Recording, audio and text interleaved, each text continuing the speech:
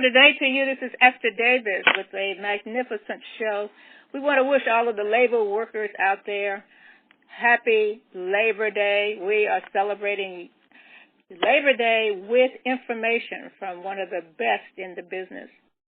Over the years, I've met a lot of labor people, and you never really know exactly what that means. But I have a master of the labor force, the labor unions, with us today. And if you know anyone that ever worked anywhere in the labor market, this is their show. We're running all year because, as he has told me, America would be nothing without labor. His name is Ray Stubblefield. How you doing, Mr. Stubblefield? Just fine, ma'am. It's a pleasure to be here. Well, it's a pleasure to have you here. You know, how long have I known you, Ray? 30, 40 years? Many years. Some decades. I think you may have known when I had a streak of hair. Now I got a head of gray. That's I have to say. That's perfectly all right. The part that's fascinating about you is how very knowledgeable you are about the labor movement. How long have you been in the labor movement? Well, I've been in the labor movement starting back in 1962 when I was 17 years old. That's Wow. when I started the movement. I started very early in my life because I was aware that I was looking at people who was around me that I could look up to. As a youngster, being junior in high school, becoming a senior, and I wanted to make money. And at that time, people was making $1.15, $1.25 an hour. Well, I was looking at the people from organized labor, like bricklayers and some of the others. They making $4 to $6 an hour, and I wanted to know why. And the reason why was that they were union. Do you remember telling me that America would be nothing without labor? Absolutely. America would not be anything without labor. They sure wouldn't, because if you're a working class person and you came from the working class, and most of us do to make a living, you want to get the most for your energies and efforts for you and your family, as well as to be able to receive the benefits other than just the wages. You have nothing if you do not have participation. And participation is your labor to sit back and get the act of the results that employers sit back and benefit from. But you got to understand your value.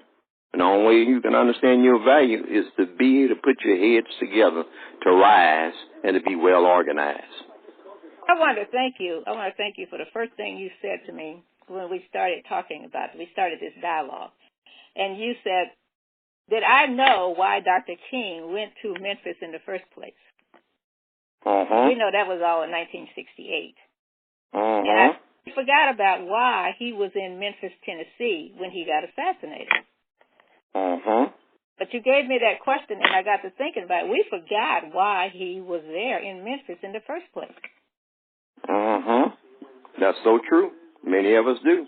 That's true, and it's just always best to bring it to the reason why. The reason why Dr. King was there. And the reason why organized labor is the way it is, gets support from the civil rights movement, and the civil rights movement gets support from organized labor. Yeah, you told me something once a little while ago about the left foot and the right foot. Tell our audience about that. Yes.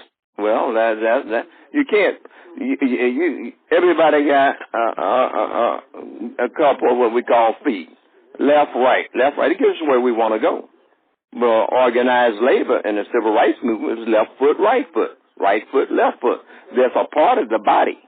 And if you're a minority or you're a worker, you need a part of that body to understand you get the most for that body by carrying it somewhere, by using your head and being able to stay ahead and get ahead by feeding it in an organized way. Wow, 33 years in the labor business. My guest is Lee Stubblefield, a master in the labor movement. He's still there. And his wealth of knowledge is absolutely exemplary. Because when I talk to him, it's like, you just listen, don't have anything to say. Getting back to the subject, you've got a lot of awards, I understand, from everywhere, all over the country, as far as Africa.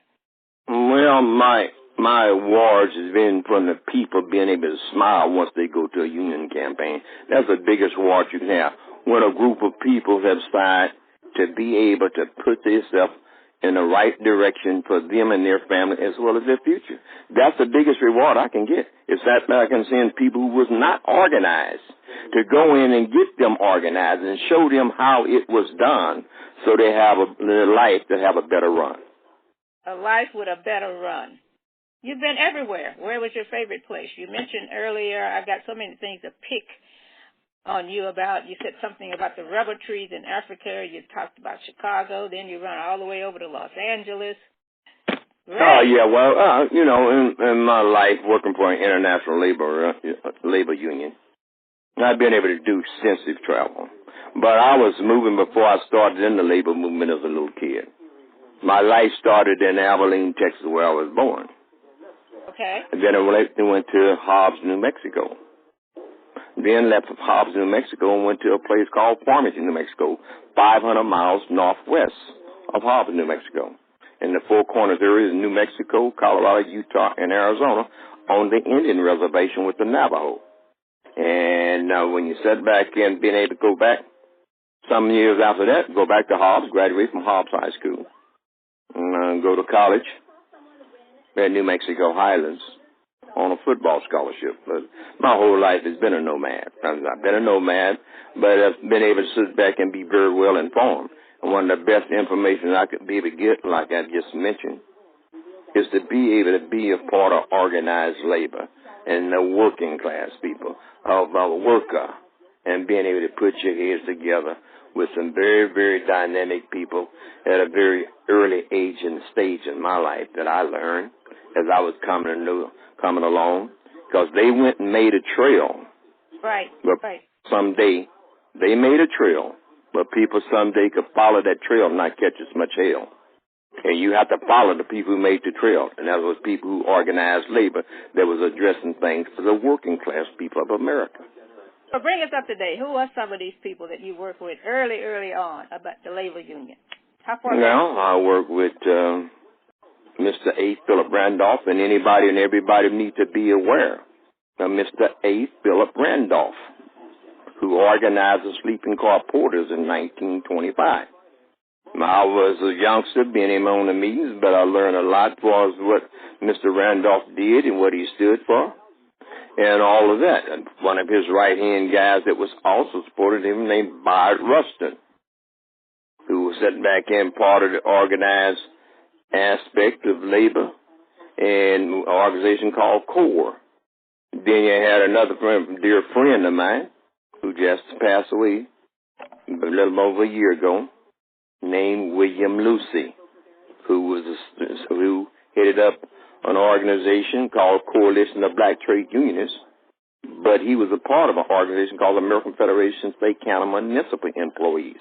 He was with Dr. King in Memphis, Tennessee, marching right along with him when Dr. King was assassinated, when Memphis was set back in, dogging out the sanitation workers. That's why they had to sign, said, "I am a man, treat me as though." And that's one of the things, that was the reason why they were there. But anytime you seen protest for right, protest for bringing people up in their own light, they have to be able to look and say, where is labor and where is civil rights, especially when you're in America. Especially when you're in America. Especially when you're in America. I want you to talk a little bit about K Street. First time I talked to you, you mentioned it 4 times in one sentence. What is K Street? What were you talking about? Well, Americans said for the people, by the people, of the people. That sounds real good. But this is the United States of lobbyists. They lobby on Capitol Hill. They lobby in your state legislature.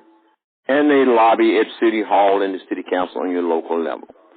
So when you're looking at lobbyists, if anybody's got a cell phone, that's why I always say, use a cell phone for a purpose to open up avenues and doors that you don't know what's behind them. Okay. Open them up and look at what says K Street. Just put plain K Street, and you'll see it says Washington, D.C., of the lobby that goes up on changes and influences the law of the land of America. K Street. I worked on K Street for 10 years, and I learned a lot on K Street. That's an influential job, Ray Stubblefield. I know where K Street is in Washington, D.C. And that's one reason. You've got a lot of information. I mean, 33 years, you accumulated all of this knowledge all over the world. And I want you to know it is a pleasure to be able to talk to you and to have you share some of this information around the world. K Street, lobbyists, cell phone. You have a theory about cell phones. Yes. It's not funny, but it's because it has so much meaning into it. But you mentioned something about the brain to gain. What was that? Well, the main thing, you got to realize in America got a philosophy. That philosophy is called TCCC. That philosophy is called TCCC, meaning track, control, capture, and claim is the name of the game. That's why they want you to have the cell phone thing. Because when you're paying for the plan, now they know how you stand. And they can sabotage any of your plan and where you stand, because most all of your things you're putting on your cell phone. Sabotage, that's a strong word, Ray. Sabotage, that's a strong word. Well, put it like this here. It has strong meaning. Look what's going on in the world. Look at all the confusion. See all the sabotage things. Why can't people get from A to Z? Because they being messed up. They're only going on the tree. They being messed up on T and B and M, and being able to sit back and know which way do I sit back and go now? Because now I'm scratching where I don't itch. I'm itching at the head, scratching at the butt, don't know down what the hell's up. Do you write poetry in the middle of all of these other 30-some years you spent in labor? That's a poetic term, but it does make a lot of sense, because your definition of the cell phone and the TCCC is exactly where we are today. When you put it in that context, you understand it and you see it. You can see it. It's as clear as day. Yeah, well, people just got to be able to just realize what hand are you holding. And generally the only privacy that you have today is from your head to your pen to your paper. That's the only privacy you got. Because everywhere you go, somebody wants to know your telephone number, your email address, your telephone number, your email address, your telephone number, and you're giving it. And you need to be able to understand how precious it is to be able to keep it to your chest. By that way you can pass the test and continue to try to do your best. As that old-time religion, they call it. I look at the new vehicles today, and I look at the new washers and the dryers and the refrigerators. Oh, aren't they so beautiful? You just touched on. Oh, look how good this stuff is working. Ain't that so neat? And as soon as they sell it to you, the first thing they say, you want the extended warranty? Now, the extended warranty means that it's going to break down and it won't take very long. Now, you got to have the servicing. Well, see, I just always say, get sold on old, let the story be told, then you roll, everything's good as gold. Old stuff is better than new stuff. I got a refrigerator, a washer, and a dryer. The washer just went out. The refrigerator, the washer, dryer. I've had it for 45 years. It's not eye candy. People going with the marketing with the eye candy. You got vehicles today. You spend $50,000, $60,000, $70,000, $80,000. You can take the bumper off the vehicle and put it on your shoulder and walk downtown and never feel the weight. Just because see what you got. You got some plastic. You got some other stuff that sits back in. Eye candy. And you've been falling for all the eye candy. And you're being overpaid. Why are people so deeply in debt? Overcharged, but they don't realize they overcharged. Oh, it's so pretty. Let me embrace. Now I live around and got my money, and my money's for waste. Because now you dependent instead of being independent. Yeah, then you know which way you want to go. East, west, north, south. You can't even open your mouth. Because there you go. You don't know which way to go. That's why the masters. The two things they will not teach you in America are the two things that's going to control you. The two things they're not going to teach you that's going to grow. They will not teach you about politics, and they will not teach you about the management of money. Yeah. Money goes into politics. Politics controls money. 90 to 95% of the people in this country is ignorant about both. That's why they scratch where it don't itch. Itch at the head, scratch at the butt, throw us down what the hell's up. But America's fun once you know how it's run. America run with people being in debt. And as long as they got you in debt, your life ain't set. And it's designed to keep you in debt. It's designed. Now people will sit back because there's two things going to happen in your life. You're going to die young or you're going to live to be old. And if you want to live to be old, you better take care of your business while you're young. So when God bless you to get old, you have some kind of way that money's going to come. Because when you go old and gray someday, money still got to come your way. Which way is it going to come? Well, it has to come through the pension programs. Well, there's people who got the pension program. Very few people got the pension program. And will not be able to look at it because people don't even know what. That's a dinosaur of the past. What do you mean pension? You talking about 401k? IRA? Oh, when the market is up, and that's where you're investing stuff. When it's up, boy, you frown. I mean, you smile. You smile for a long while. But when it go down, now you frown. And it ain't gonna never go back up as fast as it went came down. Right. Absolutely right. Mm-hmm. And we got all these. Right. Just a second. Just one second. This is Esther Davis. You're listening to Esther Davis and Ray Stubblefield, an authority on the labor union. This is Labor Day, and what we want you to know is how many important people, black, white, and green, were involved in the labor movement. Labor is not about going shopping and having a day off. It is about critical lives and people that made it happen. So my master, I'm calling him a labor union master, but he's so much more than that. Every time I talk to Ray Stubblefield, it's a whole new adventure. And I want him to talk because he has so much information about how the labor plays such an important part in your life, from the 60s, the 40s, the 30s, up to this point where we are right now. America would be nothing without labor. So he's talking to us. He's educating us. He is putting some important information on your mind, especially about the cell phone. Do you have a cell phone, Ray Stubblefield? No, I don't. Why not? Well, reason why, I thought a long time ago. Now let's get straight about a cell phone. I don't think a cell phone is bad because if you're in an emergency situation, a cell phone is good to have. If you're in business, time is money.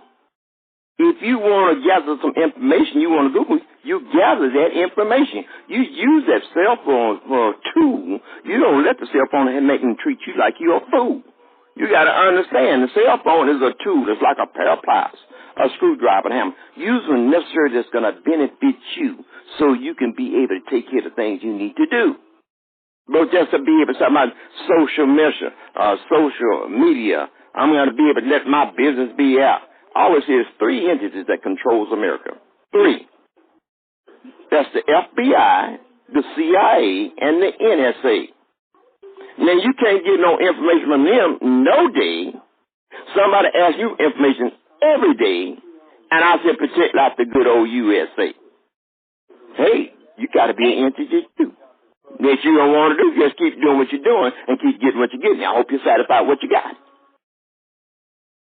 No, we are learning now that the cell phone is not as handy but we continue to buy, irregardless of how much it costs. We still buy it, and we still use it for exactly what you're talking about. And you are telling us to use your brain to gain, which means use the cell phone to gain where you think you want to go. Right or wrong? Well, you use your cell phone as a tool. And cell phone has got a lot of things on it that you can be able to pick up that you did not know. And they'll tell you knowledge is power. I said knowledge is not power. Applied knowledge is power. You got to put energy behind knowledge to get results from the knowledge that you have. Very, very true. You have another that I want you to discuss, and let's talk about the rubber trees, because you asked me one time something about a rubber tree. Did I have a rubber tree? He said, you said there was not a rubber tree in America. Tell us not a rubber tree in America. Okay. Now, America got, family-wise, they got more automobiles.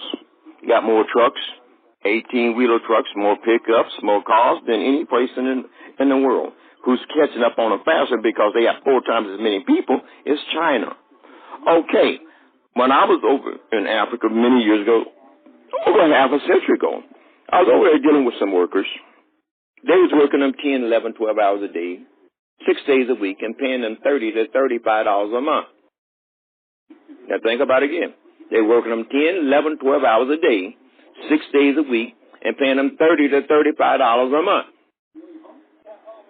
Okay. So who's been exploited there? How did America get all the things? They ain't got own in. They don't own no rubber tree. The rubber trees over in Liberia and a couple other places around the world, but they getting all the rubber on the rubber plantation. Who was doing that was Firestone. Goodyear. They got very wealthy throughout this whole globe. Then one day they started talking about globalization. See, this country was built upon slave labor. And went from slave labor to cheap labor. Then when people got a little smartphones coming out of slavery in the United States, they went to something called sharecropping.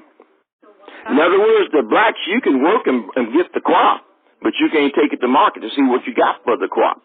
But when the man took it to the crop, he got the money back. He bring it back to you, and he told you he may got $10, but he told you got $4. So y'all split 2, but you didn't see the other 6. But who got tricked? Ain't nothing changed. It's still the same. You're still being tricked. You're tricked on holidays. You want me to break the holidays down for you? Yeah, do that for us, please. Please. Okay. Holidays are broken down in the United States. January is the month of January. What you got is Martin Luther King birthdays and George Washington sale. When it comes down to February, say, how are we going to be able to get them this way? Well, we're going to get them through some flowers. We're going to get through some cookies. We're going to get them through some candies. It's called the Valentine's Day. When we come up to the situation of March, we say, how are we going to get them this way? Well, we're going to go and say, you got anything green on? You got to have something green on. It's a St. Patrick's Day sale. When they come up to April, say, how are we going to do this one? How are we going to be able to do this one here? We're going to go with the Easter egg hunt. When they come up to May, they say, how are we going to get them this time? Well, we're going to get them like this. We're going to get them with a double-barrel shotgun. It's called Memorial Day and the Mother's Day sale. When they come up to June, say, how can we get them in June? Well, we got about the kids and we got the mothers, so why can't we have the Father's Day sale? When they come up to July, they say, we got the mothers and the fathers and the kids. Everybody got a birthday. Why can't the good old USA have a birthday too, called the 4th of July sale? Well, we're going to skip August for the time being, and we're going to go to September. Well, we said we got the kids and the mothers and the fathers. We got all this, and it's got this great country that's been built. And how is it built? On the workers doing labor, the Labor Day sale. When they come up to sit back in October, say, how are we going to get them this time? Well, how are we going to be able to get them this time? We're going to tell them the lie that Columbus discovered America. And we're going to be able to sit back and say, let's put them on with a Halloween mask so they butt in the blast. We got them again. Now we come up with the November. Say, how are we going to get them in? Well, you got Veterans Day sale. And where's the fork to stick it in the turkey's butt? So they got that sale. When they come up to December, I said the best pimp I know, he dressed in black, red, and white. When the pimp comes in sight, he pimped the young and the old, let the story be told. Once the money's in the bag, and they all been had, he gets back on his slave with Rudolph and goes the other way, because people haven't found out the right way, but all that he and pimped, he'll look down and say, ho, ho, ho, Merry Christmas, he got to go. But you didn't say anything about August. I didn't say anything about August, because when they take your paper and pen, then you can't win. Then you got to start all over again. So how well were you educated on some January to December on what's going on in America to keep you behind because you don't enhance your own mind? Wow. His name is Ray Stubblefield. He's here in Dallas, Texas. 33 years in the labor union movement. Has worked all over the world. What are you proudest of, Ray? I mean, I know I've asked you that before. But out of all of the places you've been, the people you've met, the countries you've helped, the marches, I know that you were in Chicago about 10 years ago on a major thing. Yeah, it was a little longer than 10 years ago. That was so far in Chicago. I had a friend who filled the vacated seat of Harold Washington when Harold Washington was elected mayor of Chicago. His name was Charlie Hayes. Now, Charlie Hayes is from the labor movement, too. I knew Charlie before we had a merger. We had a merger in 1979. Charlie Hayes worked for Amalgamated Meat Cutters and Packing House, and I worked for a union called the Retail Clerks International Association. We merged in 1979, and that was one of the things. But I knew Charlie from situation from another organization called CBTU, Coalition of Black Trade Unions, who was headed up by Bill Lucy, William Lucy, who was with Dr. King when Dr. King got assassinated in Memphis. But Bill Lucy also played a pivotal role in helping get Nelson Mandela free when he was in prison for 20-some-odd years in South Africa. That was the biggest organization that was helped moving for that to make it conscious in the black race to be able to let you know what was going on in reference with South Africa and reference with Nelson Mandela was William Lucy. Okay. Very dear friend of mine. And a dynamic leader. He's no longer with us, but still did a tremendous because he was with American Federated State County Municipal Employees, which is one of the largest unions in the AFL-CIO. Wow. That is, your wealth of knowledge is just that, a wealth of knowledge. And we're so happy to have you on the Esther Davis Show. Just to, let's say, talk. I don't care about the questions, just to have you talking about. That's why we're doing this tribute to Labor Day masters, to people like you. You guys are not as plentiful as you used to be. What happened to the labor force? What happened to the people that run the unions, Ray? Well, the thing about it is not the people so much that's run the people, it's that the leadership. The leadership is still up there. They're young, they're dynamic, but you got people. So you can do one or two things. You're either going to hear or you're going to listen. Now, when you hear, you can cry a tear for many a year. When you listen, it's going to be as good as being a good Christian, because the clothes that's washed the best are those that soak the longest. That have to soak in if you want to win. That's how you get paid good dividend, and that's how you're going to win in the end. There's a difference between hearing and listening. Hearing is just sit making and it bounces off. Listening means it marinates in where you can do it over again, so in the end you win. So you got a lot of workers out here that's being tricked, what they call anti-union consultants. Anytime a group of people get to organize or start organize, the management will go get anti-union consultants.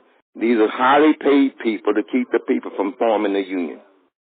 Forming the union. And it's a lot of things that sit back and come and play in that. It's too much to be able to sit back and go into, but if people sit back and book anti-union consultants and look at employees and look at where you work, look, are you getting what you figure you deserve? Or are you being shortchanged? Now, if you're being shortchanged, you can't shoot the employer, you can't cut them, you can't cuss them out. Only thing legally you can do is organize against them and make it a change for the better, because you're the one taking the brunt of taking all the heat and breaking your back by doing things to provide for you and your family. Now, what do you want? Do you want the ones at the top, the chief executive officer and the vice president, to go along with all of the fruits of your labor? Or do you want to take some at home for your own thing because you're part of labor? And you step back and letting them know they can't make it without you. That's why professional football players, baseball players, basketball players, referees, umpires, they're making the money that they're making today because of what? Collective bargaining. The guy you sit back and help the professional football players sit back named Ed Garvey. Everybody need to look up Ed Garvey. Ed Garvey was an attorney. He was from Wisconsin, but I used to work very closely with him when I was in D.C. It used to be in the machinist union, IAM, the Association of Machinists. And it was trying to be able to get the ball players in the NFL, and many of them were trying to be recognized because the owners was dogging them out. They was making $12,000, $14,000, $16,000, $18,000, $20,000 a year. They make that much in a half a quarter today. Why did they do that? Why are they getting what they're getting today? They know if it ain't no game, it ain't no players. Ain't no players, ain't no game. You think that people going to go into a stadium for 75,000, 100,000 people in there just to be able to go look at the stadium? You got to have the players. But the owners have to come to their senses because they used to be very, very greedy. And then they say, hey, this is a partnership. You can be the ownership, but we the game. Now, with the game, you make the money because it's stuff like, man, the TV makes the money and all of the other stuff, all these things getting all the money because of the players that's on the field. Give us our fair deal. Give us our fair deal. You got all these billions of dollars making and you're going to keep it with greed? Oh, no, we got to make sure we got families and we need. Pettis Norman sort of brought that up. He died here recently, one of the former football players. But he was actually a great businessman. Pettis Norman. Yeah. And he brought that up because when he started playing with the Dallas Cowboys, they didn't even have a place to stay. So the unions came in. Those just the last two topics I want to ask you about, the NFL, and, of course, I'm not going to let you go unless we talk about AI. So let's finish on the NFL and how the players came to really acknowledge, the owners really came to acknowledge the players and pay them. So finish with the NFL, and I've got to have you answer questions about AI in Abilene. Yeah, well, one of the things that been able to sit back and happen, the NFL sits back in, been able to start, and as most people around in Dallas know they Dallas Cowboys is the America's team. But I'll put it like this here. I'll be able to look at the team. I'm just a fan in the stand. I just enjoy the game as the game goes along. I played the game, and I played some people. I played for people who sit back and have changed the game for the better. And thank God God brought me blessed to be able to cross their path and be with them. I could be with them every day and play for them. But that was back in 1965, 1966. So it was a different day today, but as we evolve, as they said, man evolved, evolution of mankind. We have to be able to realize the statue of what we do today. Whatever you got, make a way, but make a way for your future so your future can be bright. And if you make it right, you make it tight, you make it tight, you make it right. To quit spending your money, start saving money. As I said to people all the time, why would you make $1 and you can't save a dime? Woo! That's a powerful statement, Ray Stubblefield. Very, very powerful. But we can look at it and just say, America's fun once you know how it's run. It runs with people being in debt. Educate us about AI. Got to talk about AI before we leave. All right. Well, when you're talking about AI, just like I said, in my hometown, I was born and spent part of my years and I always come back in and out. When you're looking at everybody got a cell phone on the day, you need to Google as soon as you get through sit back and hearing whatever we have to say. Since you know how to Google, and that's much more advanced than me because I don't have a cell phone. But at least I know when I get a cell phone, I know how to Google, ask the question so I can get some information. Because information is the key. If you want to be free someday, information. You got to get information and good information. But artificial intelligence, everybody needs to look at this because they're not saying it. Artificial intelligence, look at the crown with artificial intelligence in Abilene, Texas. Abilene. Ain't nobody going to tell you. You don't have to wait 5 or 10 years to find out, this is what the crown is. They got to put other areas, but the crown is just like being established right now with the brigade there and your administration up on 1600 Pennsylvania Avenue. They know what play it is. It used to be that if they said they was in the White House and they said call Abilene, somebody was getting ready to get their butt bombed because it's the home of the B-1 bomber, Dulles Air Force Base. But now you got some different thing that's been added onto it is artificial intelligence. Because artificial intelligence, high-tech, robotics, automation, that's going to inject the job market too. And who knows on how detrimental it's going to be to the workers, and especially those not aware to have their heads together. Because you got robots coming, you got automation coming, you got digital coming, you got everything with the technology coming. Are you ready? Are you ready? You ready? No, we're not ready, Ray. But we do have people like you to make us aware. We have the Ray Stubblefield of the globe that have been there. And I have known you 40 years. I have known you a long time, and you're always in another city, another country, another. I remember definitely the Chicago days. K Street was not as familiar with K Street. I didn't know it was as powerful as it is today. But you are a treasure. You are a treasure, and you are among us, and you're the people we want to talk to about this day that we celebrate in September without knowing the total significance of it. Ray Stubblefield is a labor master, and we're talking to him on the Esther Davis Show. What words are you going to leave me with? Only thing I will leave people with is this main question here. All you people that's out there that went to school and they taught you how to read, and I'll ask people, did they go, when you went to school, did they teach you how to read? They say, yes, they taught me how to read. I said, so you can read? Yeah, I can read. I said, could I ask you a question? They say, yes, what's the question? And the question is, why would you learn to read, but then will not turn around and read to learn? Woo, Ray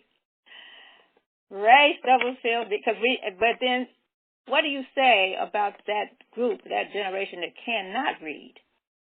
See, well, just put it like this, my mama had a second grade education. She taught herself how to read. She drove, she couldn't add, she couldn't subtract, she couldn't multiply. And how bad do you want it? Now, if you don't want nothing, that's fine. I always tell people, if you don't want to go pick up a trade, if you don't want to be an electrician, you don't want to be a plumber, you don't want to, and I'll tell my kids the same thing. If you don't want nothing, that's fine. Just don't get in line to ask me for none of mine. Ray Stubblefield, labor master on the Esther Davis Show. Hey, I have a question for you. Will you come back and talk to me? Well, like I said, I don't know if I got enough words in my mouth to be able to say what's got to be told. But I'm going to always say one thing, just like I tell people about the old vehicles.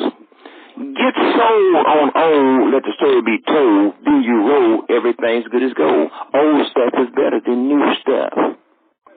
Look at the workmanship, look at the craftsmanship, look at what they're making the stuff out of, and don't be tricked.